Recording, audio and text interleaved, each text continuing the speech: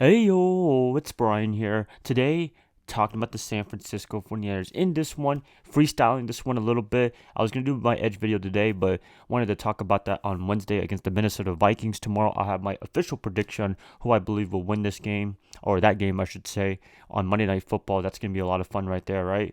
I'm excited to talk about that, but for right now, I want to talk about the 49ers in general. The state of the 49ers. Do I have concerns for them after the game against the Cleveland Browns on Sunday? A lot to talk about, a lot to talk about. So I hope you guys sit back, relax, enjoy this freestyle right here. Didn't really have a script or anything like that. I usually don't have a script because I don't know, just not really a big script writer. It's kind of hard to try to memorize it and then try to read it off of it for you guys. I kind of just want to have what's on my mind and talk to it, share the information with you guys. If I have like a little notes to write, I'll do that, but I won't make a script at all. That's just me. A lot of the YouTubers will make scripts, but just for me personally, I don't do that personally. But anyways, I hope you're having a great Monday. Nothing too crazy for me. I know, heartbreaking loss, right, to the Cleveland Browns. Yeah, Cleveland Browns, right? 19-17. A lot of you guys, as I said, mentioned that we haven't beaten the Cleveland Browns in Cleveland since the 1980s, which is, wow, insane right there. And the streak goes on for another, I'd say, 8 years, because the next time we play Cleveland, it'll be in San Francisco. It was just a long time ago. But another fun fact, if you didn't know, Robert Saleh beating the Philadelphia Eagles. That was the first time the New York Jets ever defeated the Eagles. I didn't know that. That is just a weird statistic. That is awesome right there. Happy for Robert, and it was good for us Niner fans because the Eagles lost and we're all tied up at 5-1. I thought the Eagles were just gonna run away with the NFC, but there's a lot of parity. A lot of parity. I'll take that any day of the week. The Detroit Lions on the come up. I see a couple of you Detroit Lion fans for the past few weeks talking about the Niners. Hey, much respect to you guys. Dan Campbell has kicked a lot of ass, and it would be nice to play you guys in the playoffs big time. That would be a great matchup right there. It's kind of similar situation with the 49ers a few years ago with Kyle Shanahan when he first started as the 49ers coach. It took a few years, but now they're finally hitting their stride. They're doing great on offense and defense. It's a great thing to see. It reminds me of the early years from 2017 to 2019, from the big rise as one of the top teams in the NFC and in the NFL in general. So that little rant right there, but happy for all these guys. Happy for Salah, definitely. Happy for McDaniel and D'Amico Ryans. They did all get wins on Sunday, and we didn't get a win for the big boss Kyle Shanahan, right? But anyways, enough of that about that. Let's talk about the 49ers just in general. That's going to be a lot of fun right there. But before I do talk about that, please like and subscribe if you're a new subscriber. If you're a returning subscriber, always appreciative for you guys to come back. And I'm going to be getting into it right now. So the state of the 49ers so far, after that loss to Cleveland, I don't want to be a prisoner of the moment. I don't want to say the 49ers season is screwed just because we lost to Cleveland. But hey, I told you that defense is really good for Cleveland. But I would say the 49ers defense is really good too. That's something that gets lost because we lost the game. I know, right? A funny pun right there. But I'd say the defense did a pretty good job for the most part, stopping PJ Walker and company. But hey, PJ is a great backup quarterback. Is he a starter? Probably not. But is he a great backup in case, a case like Deshaun being out for a few weeks? Yeah, that's not a problem at all. He had some promise in Carolina. He brought it over to Cleveland and faced one of the toughest defenses, I'd say, in the NFL. And he did okay. He did have some turnovers, 2 interceptions. That should have been a fumble, honestly. But that was ruled an incomplete pass, but hey, I don't make the rules or anything like that. Could go on the rant on the referees, but don't really want to do that. But anyways, going back to the 49ers, defense played really well. I couldn't say anything else. I was really happy for Randy Gregory. He made his debut as a 49er. I see a lot of promise in him. He had a sack in that game. He was very disruptive on that line. I can't wait to see him play even more snaps in the coming year. It's awesome right there to see. So you got to take some positives away. Other things to look forward to. Offensively, they had a nice spark with Christian McCaffrey, and then the injuries came down. He went out. Deebo Samuel went out. Hopefully it's not a long-term thing. Hopefully they were just out for that game, and they could be okay for Monday night next week. They have an extra day to rest before that game. It's going to be interesting to see what's happening, what's going to be the official injury diagnosis. Hopefully it's not going to be anything terrible.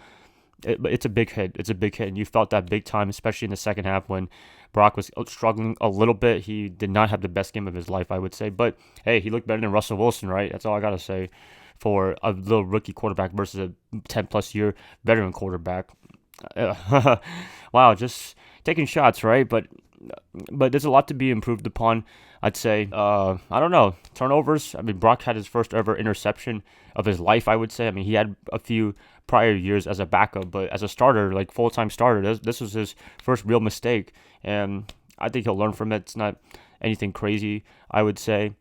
The thing I kind of was upset about, I would say, is Kyle Shanahan and his handling of the last drive. We could have gotten a little bit of extra yards for Jake Moody, but they decided to spike the ball, which was just very unusual right there. And then the time ran out. It was 8 seconds left. Jake Moody made the kick, but missed the kick.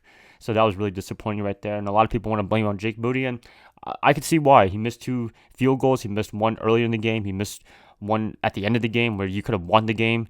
But, the other counter argument is we shouldn't have been in that position in the first place. And, it worked both ways. So, I don't want to put blame on Jake Moody 100%. He gets some blame, definitely. But I think everybody could have done some things that would have made it a better outcome that we wanted, which was a win.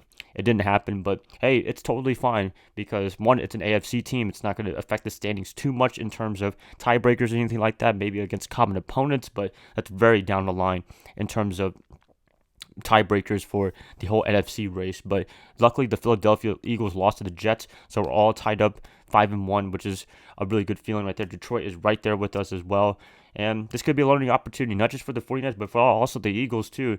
I mean, that was a big surprise right there. I didn't see that coming. The Eagles losing to the New York Jets, but the Jets defense, led by Robert Saleh, really good defense. They carried the day for the most part. And the 49ers, there's a lot of things they could work on, definitely. So I'm excited to see what the 49ers can learn upon this. And sometimes you just get the burden off your shoulders, just lose a game, just get it over with, and then hopefully you can win the rest of your games, right? So I'm totally optimistic about the 49ers. Am I concerned for Brock Purdy? Probably not. I mean, there's some things he definitely could have worked on, but he had a lot of guys out, so that didn't really help his case. But I don't want to use injuries as an excuse. But when you lose 2 people of top caliber players, that hurts definitely. I mean, it's one thing that you come into the game without them, you can game plan for that. But when you have multiple guys out like that, and Trent Williams was hobbling around, that doesn't help the situation at all. So a lot of people would say, "Oh, Brock is nothing without Christian or Deebo Samuel," but hey, it's kind of hard to plan that kind of stuff when multiple guys are out. And also, he led that last drive, and we would have a totally different conversation had Jake Moody made that kick. Brock would be like, "Oh my gosh, he's awesome. He can do the Tom Brady-esque go drive the ball down the field and kick a field goal." But hey, it didn't happen. So a lot of things that went great in terms of playing great defense and stuff like that, but a lot of stuff that we could improve upon. Protection to Brock Purdy, Brock making a little bit less mistakes in terms of that. Oh, it's a lot to dissect. Injuries, I hope this is not the start of the whole 49ers getting injured for the whole year. That is just awful right there. It always happens every single year. I'm hoping that this is just a one-time occurrence and then we could be healthy for the rest of the year.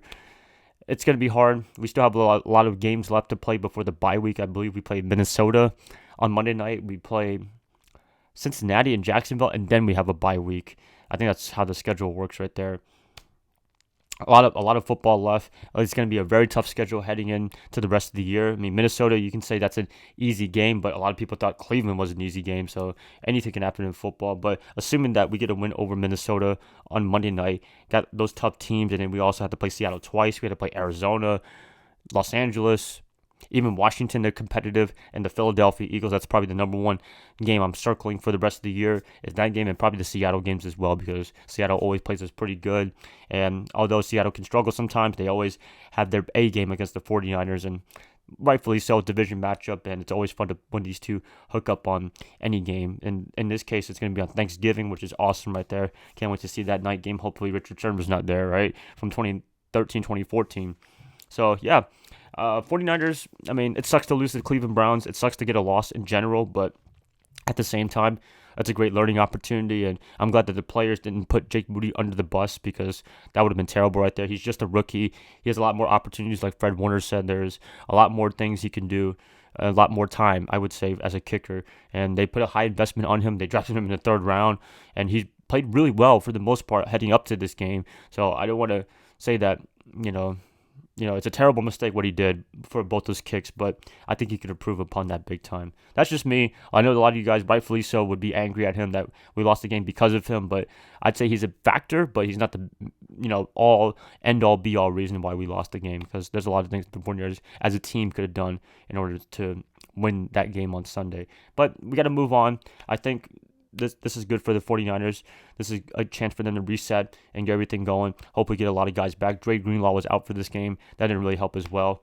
But got a new week, brand new week. I'm excited for this week. I'm excited to talk about the Minnesota Vikings because, like the Cleveland Brown fans, Viking fans were pretty upset about me. I remember years ago in the playoffs, the divisional round, the 2019 Super Bowl year, I had a position edge where it was Dalvin Cook versus our running backs, which was, I think, Raheem, Tevin, and Breida, all those guys. And for whatever reason, everybody was upset at me that I picked the 49ers running back by committee. And what do you know? The 49ers running back committee did an awesome job, and Dalvin Cook, I believe, only had like 18 to 20 yards the whole game. They pretty much contained him. And yeah, opinions is just opinions.